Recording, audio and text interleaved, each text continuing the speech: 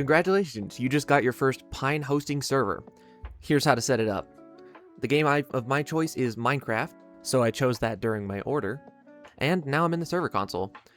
You can see on this side the IP address, players, the node, billing cycle. You can also see disk usage, CPU usage, and memory usage, as well as the network. And you can upgrade or downgrade these, all with the press of a button.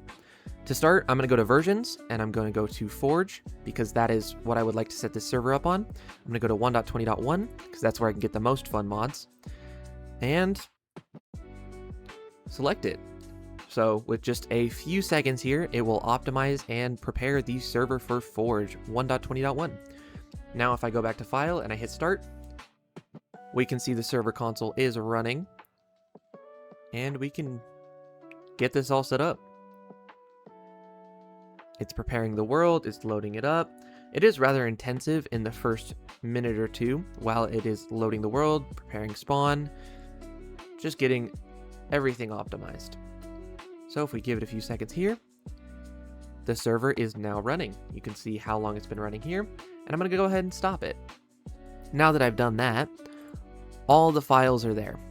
This is the fun part. You can really edit anything you want here. You can edit the world, you can edit server properties, enabling command blocks, flight, difficulties, and a significant amount here.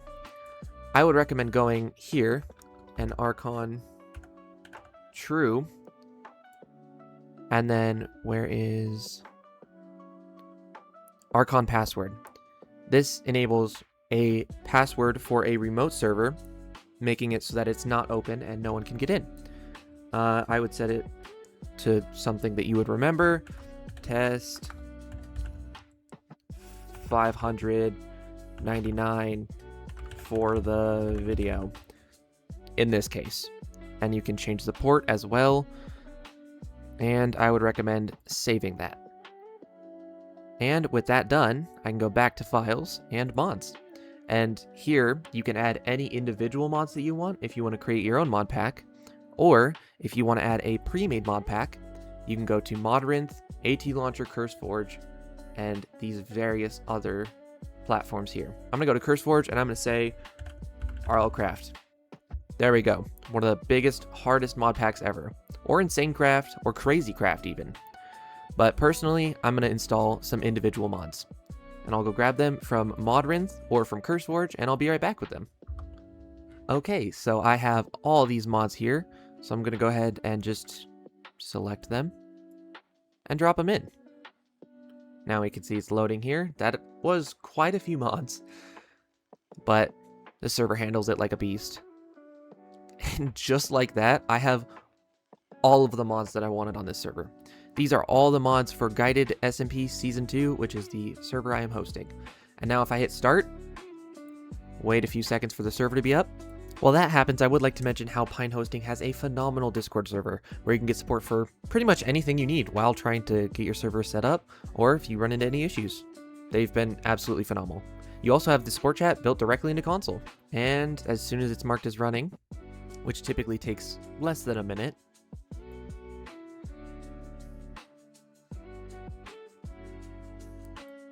I can now play with up to 20 players in this case. However, you can go and change that. I would also recommend going into settings and choosing a subdomain for your server.